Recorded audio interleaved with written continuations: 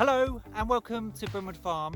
The past week has been extremely tiring for us. I've spent about 20 hours driving up and down the motorway, moving all of our belongings up to near the farm. And blimey, when I was packing that van with the garden stuff especially, how much have I collected? It's insane. One of the last things to come up to the farm, because we had to get a place ready for them, were the chickens and the ducks. And that's what we're going to look at today.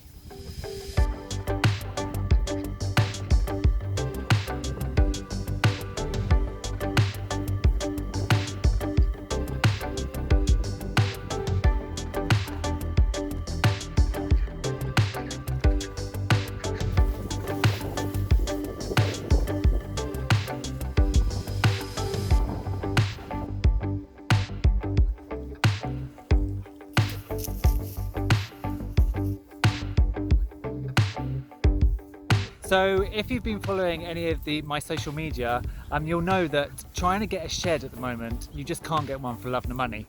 And I think it's COVID. COVID has maybe stopped the manufacturing of sheds, or everybody bought them all at the beginning and there's none left.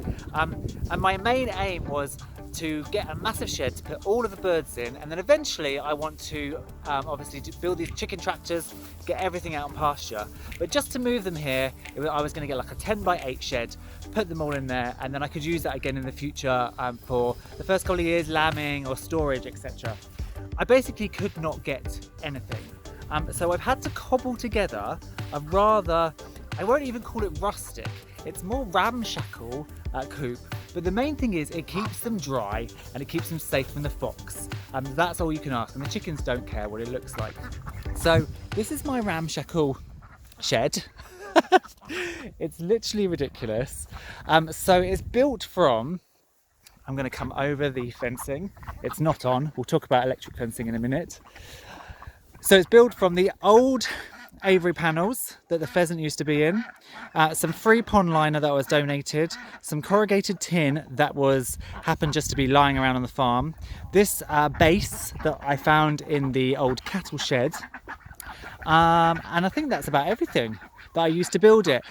It was free. It cost me the £5 in screws. So actually, at the end of the day, I was going to spend £700-800 on a shed. I've spent £5. It is a bit of a state, but as I say, it does the job. It keeps them dry. Now, yesterday when I arrived and put them in, it was absolutely pouring with rain. This side is going to have corrugated tin on it like this, but in that rain I just didn't want to do it, so I used some of the extra pond liner to put over the top. I'm also going to build this side out in a similar way to here, and I'm going to put a bit of a lip because yesterday the wind was coming down, the rain was coming down horizontally, and it was kind of coming this way and it was blowing straight into the front. So I think we need a bit of a lip just to protect everybody. Inside, again, it's small, it's rustic. There's some perches that I put up. I haven't got my nest boxes yet, so I've just used this old shelving unit to make some nest boxes, and I did actually get an egg this morning, which is great. Now we've got two doors, so we have this door in the front, and then if I take you around the back,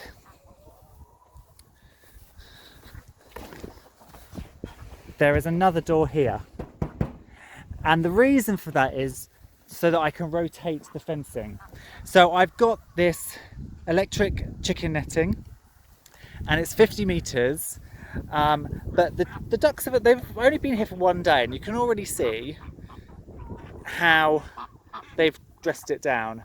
So I don't think it's going to last particularly long. So I can rotate this fencing and move it round, and then when I get to the back bit I can shut this door, I can use the opposite door, and then I can have the fencing run out that way, so I can continually give them fresh pasture.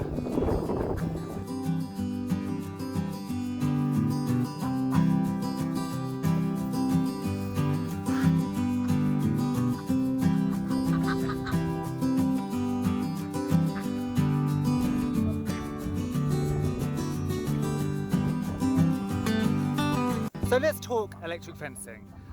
When it comes to tech, my brain doesn't really work. I can tell you Anglo-Nubian from an Angora goat, or a different breed of duck, the khaki Campbells and the silver appleyards, very easily. Throw me a load of batteries and fencing, and I don't have a Scooby-Doo. So at the moment the fencing is off because I need to read through all of the manuals because it was quite an expensive kit. It's from Voss. I'm really happy with the quality and it looks like it's going to be a brilliant thing, but I want to read all the kits and make sure I get it right. And I will do a proper in-depth fencing 101 for those of you that want it or need it, because I know that I personally needed it because I couldn't work out what all the components were and what I required. So at the moment I've got this, it's a 50-meter fencing kit. So it does quite a large area, as you can see. It goes all the way around. As I say, it's not on yet. So at the moment, when I'm here, I'm letting these guys out. And then when I'm leaving, I'm shutting them away. Their little ramshackle house is fox-proof. So I'll just put them away when I'm not here. This afternoon, I've got the pleasure of potting up about 120 lavender plants. So I'm going to bring a chair over here and I'm just going to sit and watch. And that's one of the pleasures now. I can just relax and watch the birds while I'm potting up these lavenders, so I'm quite excited to do that. Also, when we're at the farm, if I need to go and do other things, I'll pop the dogs in here. Just the dogs are fine with the animals, so I might just throw the dogs in here until I've got the kit up and running. The other thing I need to do is, it's really good. So it's got two prongs. So it's got this is one prong and the other prong is underneath here. It's two prongs, sinks into the ground, but I do need to go along and I need to strim all of the edges. I strimmed here and you can see that it's a lot flatter. If I come down to this section, for example, you can see that it's not really lying flat, and because it's not lying flat, it's a bit saggy at the top. So I need to go around all of the edges and strim that down, so that's another job for tomorrow. You're being very loud. Are you happy? Is it because you're happy, dogs? Dogs? Ducks. Happy ducks. All in all though, I'm really happy with this electric fencing system. I think it's going to work really well. It remains to be seen whether it is completely fox proof. And that's another, like, even when I have the electric fencing running, I may well still dump a dog in here. Because the other thing is, at the moment, we have no proper fencing on our land. And I'm worried about the dogs. Beetle is really good. So you can see she's just sat. But Bo is a strayer. She disappears, and if she sees a deer, she's gone. So actually, while I'm getting on with other jobs around the farm, and I know that I want her contained, I might just pop her in here, and she'll basically be a bit of a livestock guardian dog for us. But overall, I'm so happy with the system. It's so nice to get them up, to see them walking around in grass. These are the little Muscovy ducklings. So the 4 little lavender Muscovies. These are the silver appleyards, so there's a hen there and a drake. These are our Ixworth cockerels. We've got 3 cockerels. I'm working out, I want to keep 2 for separate breeding lines. I need to work out which are the best. If anybody wants an Ixworth cockerel, please let me know. If not, he will be going to freezer camp, but I need to look up the standards and find out which one I want to keep. But yeah, everybody's doing really well. I'm super happy. All the animals are now here at the farm. And so we don't have to go back to the other urban homestead at all now. I still need to go back and clean and tidy, but for the sake of looking after animals, everybody is here.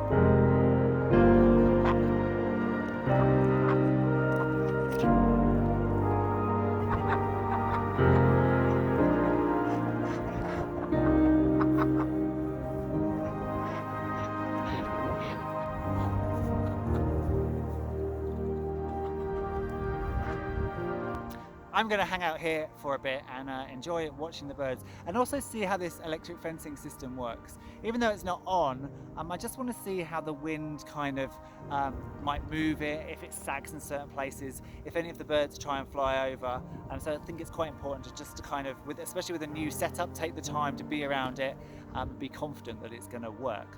I am happy, as I've said, with it, and I'm probably going to buy a couple more sets. So this was a poultry starter kit, but you can also use it for sheep, pigs, goats.